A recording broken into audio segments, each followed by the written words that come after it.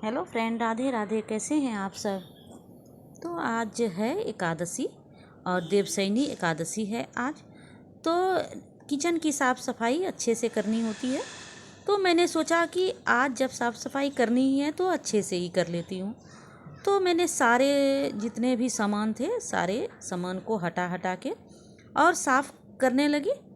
बरसात का मौसम है, चिपचिपा सा हर जगह हो जाता है, तो अच्छा रहा कि चलो अच्छे से इसकी सफाई कर देती हूँ। तो मैंने सारा सामान को हटा लिया है और उसके बाद मैं अब कर लूँगी किचन की पूरी सफाई।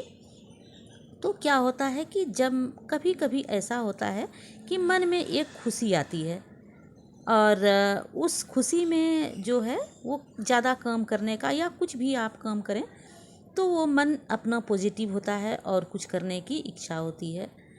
तो वही कभी कभी मेरे अंदर भी आ जाती है और कभी कभी तो आलस सा ऐसा लगता है कि कोई भी काम, छोटा से छोटा काम भारी लगता है। और जब बॉडी में एनर्जी आती है, जब एक सकारात्मक सोच की एनर्जी आती है, तो पता नहीं अपने आप में ऐसे लगने लगते हैं कि पता नहीं मैं कितनी ऊर्जावान हो गई हूँ। मैं ये करती हूँ, ये करती हूँ, कुछ भी करने के लिए तैयार हो जाती हूँ और अच्छा भी लगता है कुछ करने के बाद भी। तो ऐसा होता ही है कि जब हम अच्छा सोचते हैं तो हमारी ऊर्जा जो है वो और ज़्यादा बढ़ जाती है। तो हम अच्छे से हर काम कर सकते हैं, अच्छी सोच हो जाती है। तो ये सब होती है हमें पॉजिटिव सोचने से। अगर पॉजिटिव हम सोचें तो उससे हमें जो हमारा पहले से चिंता रहता है, जो हम सोच रहे होते हैं, तो वो चीज़ जो है चेंज हो जाता है और हम कुछ अच्छी अच्छी बातें सोचने लगते हैं।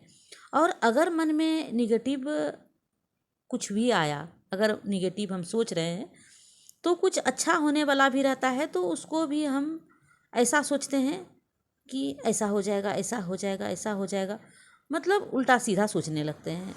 तो इसलिए जो कहा जाता है कि हमारा जो है दो तरह का माइंड होता है।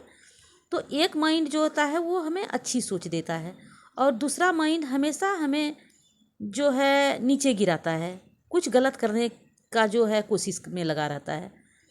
और जो हमारा माइंड का जो पॉजिटिव पार्ट है वो कमज़ोर पड़ जाता है नेगेटिव माइंड के अपेक्षा। लेकिन अगर हम कॉन्शियस हैं और अगर हम चाहते हैं कि नहीं मुझे अच्छा करना है, तो हम जो नेगेटिव हमारा माइंड है उसको हम डाउन कर देते हैं और अच्छे अच्छे काम करने लगते हैं। लेकिन हाँ, जब कभी हमारा नेगेटिव माइंड एक्टिव हो जाता है तो हम कुछ उल्टा सीधा कर लेते हैं, बाद में हमें पश्चाताप होता है कि हमने ये क्यों किया।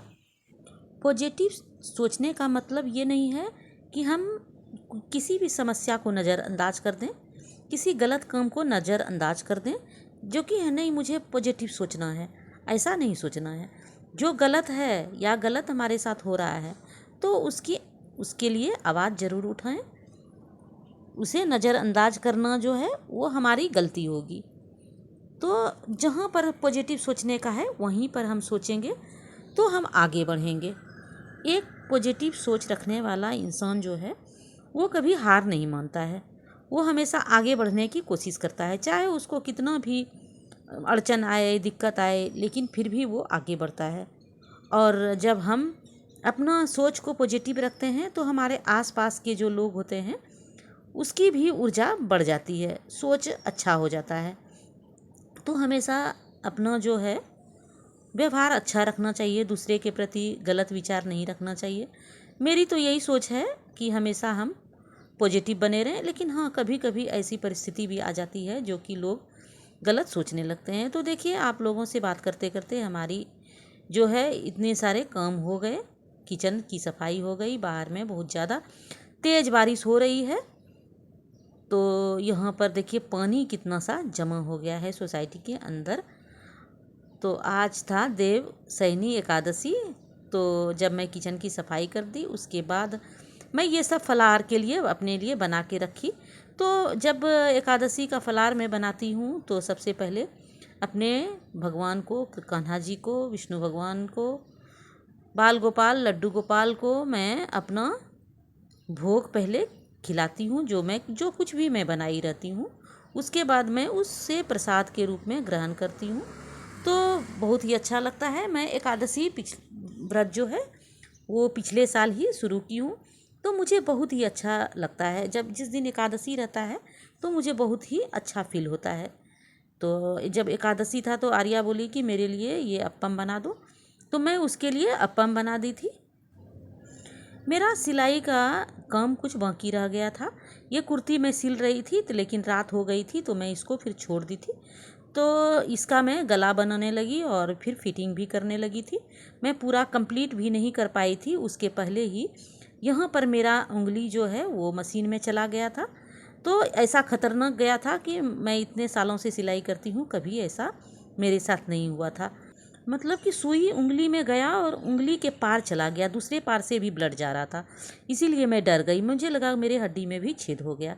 पहले मैं उसको दबा के ब्लड बंद की और डिटॉल लगाई। उसके बाद मैं फिर डॉक्टर के यहाँ गई टिटनेस का इंजेक्शन लेने के लिए। तो मैं एक इंजेक्शन लगवा के और वहाँ से आई।